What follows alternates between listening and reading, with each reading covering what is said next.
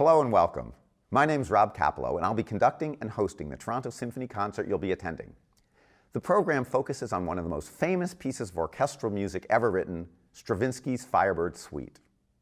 Like the YouTube videos that helped an unknown Justin Bieber skyrocket to superstar fame almost overnight, the Firebird turned Stravinsky, an unknown Russian composer in his 20s, into a classical music superstar within weeks of the ballet's 1910 premiere in Paris. The world-famous quarterback Tom Brady wasn't even signed by the New England Patriots until the 6th round of the NFL draft, and Stravinsky wasn't even offered the commission for the Firebird until two other composers had turned it down and one had quit in the middle. By the time Stravinsky came onto the team, the entire ballet story had been mapped out, and a great deal of the choreography, the movement for the dancers, had been created as well, though not a single note of music had been written. So Stravinsky was given the extremely difficult task of writing music to someone else's story and someone else's movement. How he did it, how he turned the Firebird into some of the most thrilling orchestral music ever written, is what the program is all about. So how do you do it? How do you turn a story into music? Though we'll go into the story in great detail during the program, suffice it to say that the story of the Firebird is a mashup of several different Russian fairy tales, kind of like putting Jack and the Beanstalk, Cinderella, and Red Riding Hood into one story. Like so many stories from the Firebird all the way up to Star Wars, this one is a classic story of a struggle between good and evil. There's a handsome prince, a beautiful princess, an evil villain, and of course, the Firebird. But what makes the ballet so spectacular is the way Stravinsky has taken this traditional story and its traditional characters and turned it into thrillingly imaginative orchestral music. To give you one example and a feel for the story, let's take the character of the Firebird at the heart of the story. The Firebird was a familiar figure in many different Russian fairy tales, and she's usually described as a large, magical bird with brightly glowing feathers that emit red, orange, and yellow light. Her feathers glow even if they're removed, say by an enterprising prince, and a single feather can light an entire room. Different Russian fairy tales describe the Firebird in different ways, with different magical powers, and different illustrators have pictured her visually in different ways throughout history. Here's a look at three classic 19th century illustrations of what the Firebird looks like.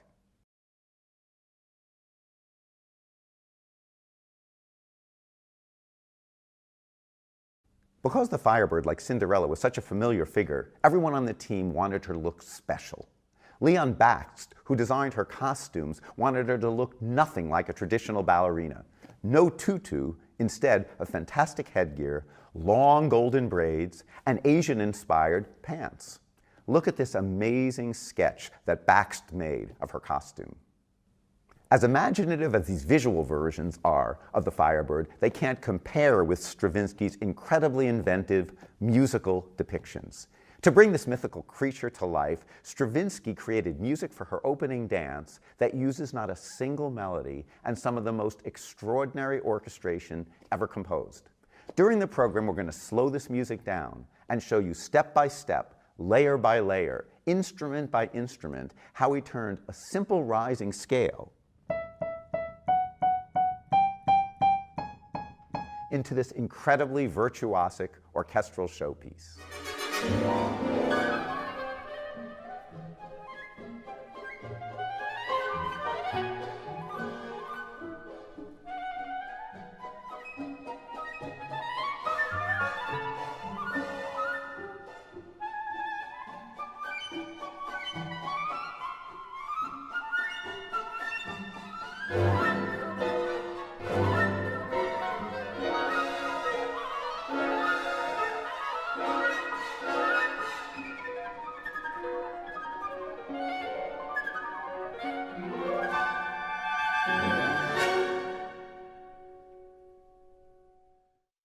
Stravinsky's ability to make each moment of this seemingly simple story come to life is absolutely amazing.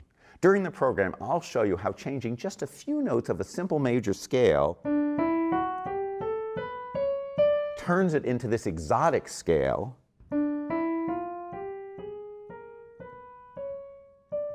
which Stravinsky used to create the eerie, sinister atmosphere of the evil King Koschei's palace at the opening of the piece, low in the cellos and double basses like this.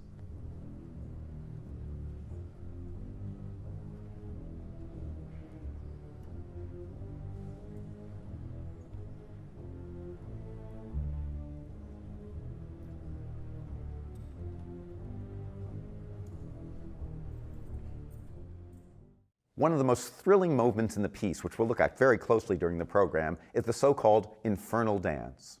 The script that Stravinsky was handed read, "The Firebird flies to the rescue. She blinds everyone, spinning them about, forcing them into a dance." That's it. That's all the help he got. Imagine for a moment that you had to turn that description into music and then listen to just the opening of this fantastic and terrifying music that will literally overwhelm you when the Toronto Symphony Orchestra plays it for you live.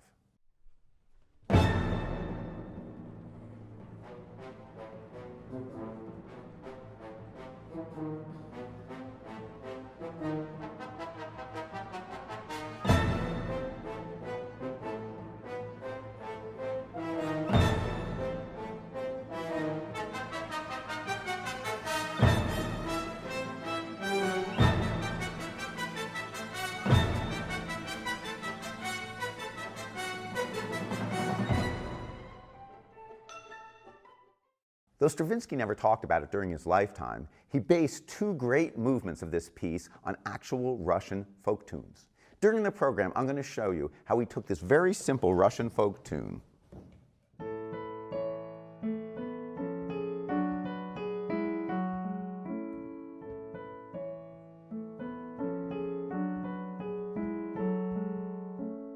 and turned it into the deeply moving moment where the prince and princess first meet and instantly fall in love, as princes and princesses are wont to do. Mikhail Fokine, who created the choreography for the piece, originally wanted the ballet to end with a sequence of Russian national dances, but Stravinsky convinced him to change the ending, and the glorious music for this fairy tale Prince Marries the Princess finale also came from another Russian folk song. During the program, I'll show you how Stravinsky turned this simple Russian folk song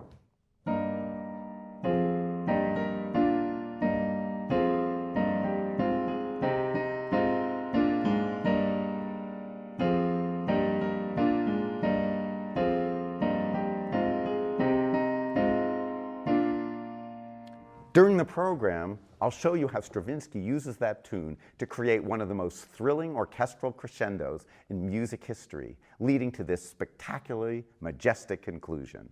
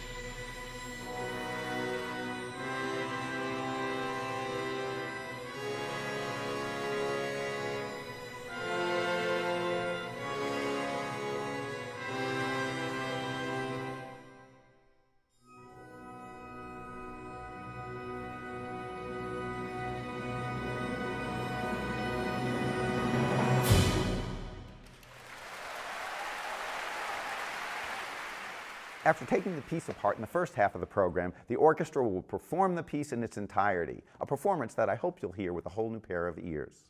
Then during the last 5 minutes, you'll have the rare opportunity of asking myself or anyone in the orchestra anything you like about the program, music in general, questions about a particular instrument in the orchestra, or anything you ever wanted to know.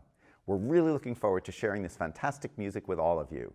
I'm Rob Capello. See you at the concert.